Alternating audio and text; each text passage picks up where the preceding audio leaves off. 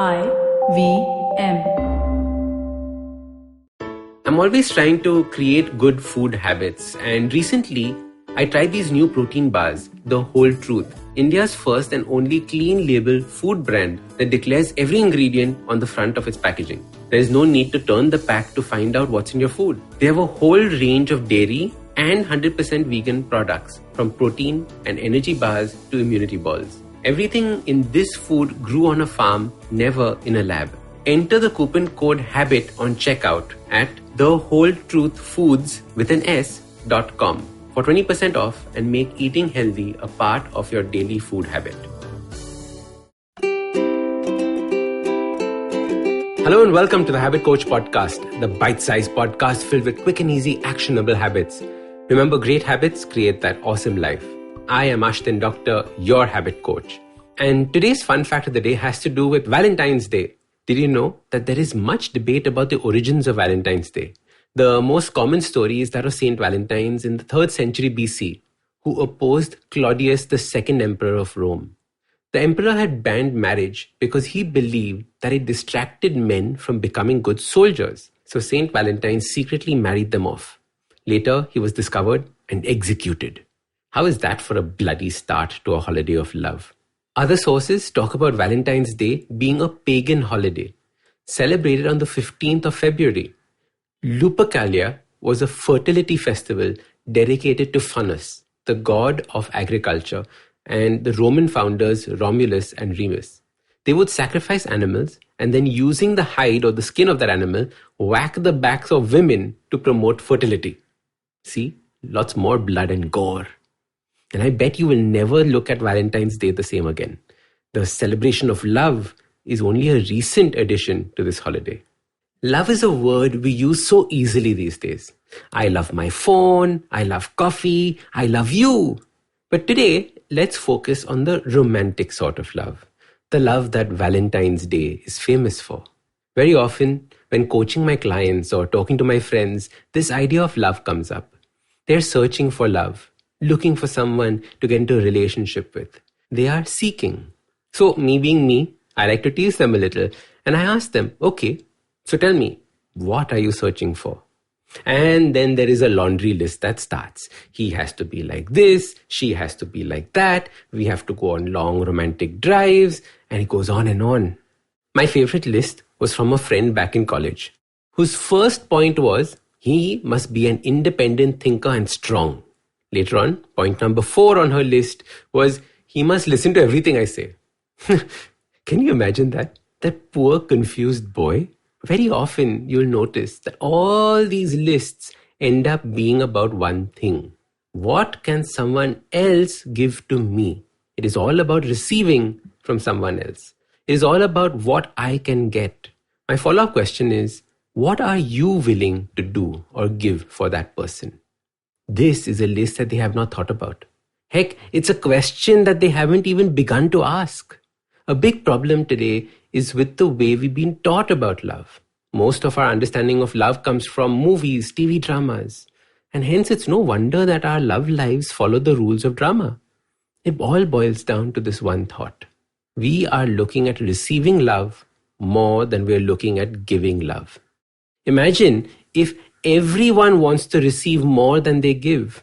The standard of love we are receiving will keep going lower and lower. Lesser and lesser, because no one wants to give more than they are getting.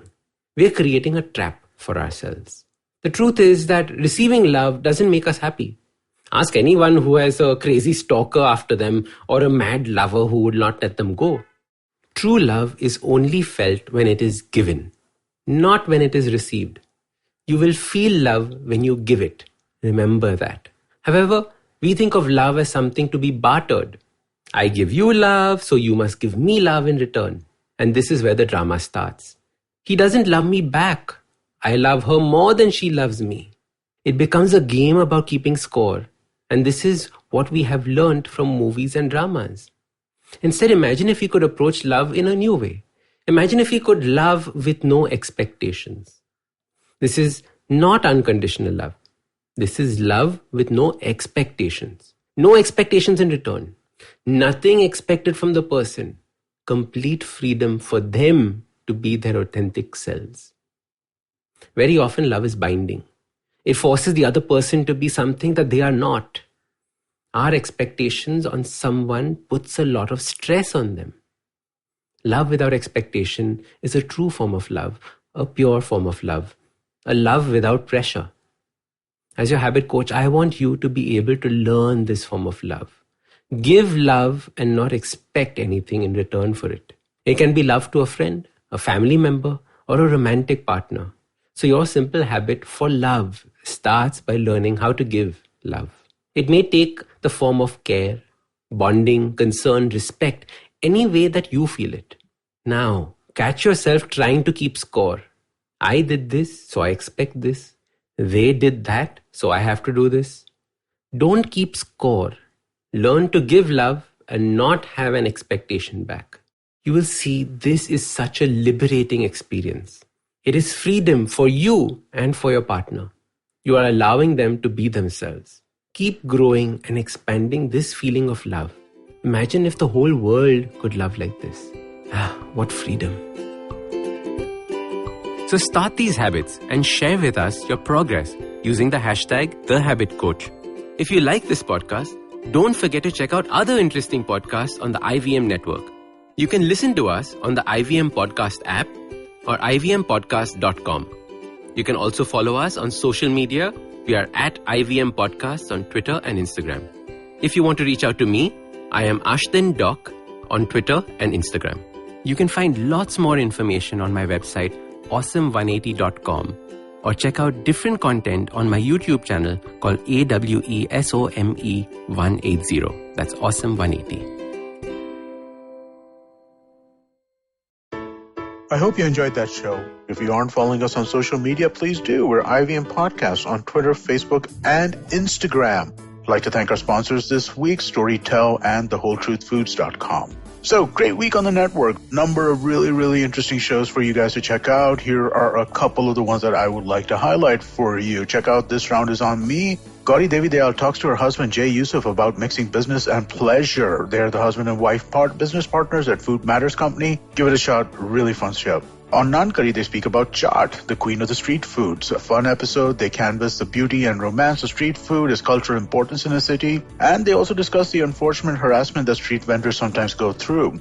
On Paisa Vaisa, we had Madhuchanda. They joined Anupam talking about the budget and the different aspects of it.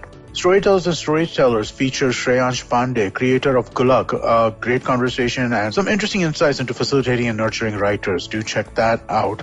On Thale Harate, the Kannada podcast, Mansi Prasad spoke to Pawan Srinath about the history and appreciation of Indian music. It's a really interesting conversation. They discuss classical music and how it evolved in India, what are the various musical instruments and how they developed. Really, really fun, interesting stuff. And with that, I hope to see you again next week. Want to learn something new and have a few minutes to spare?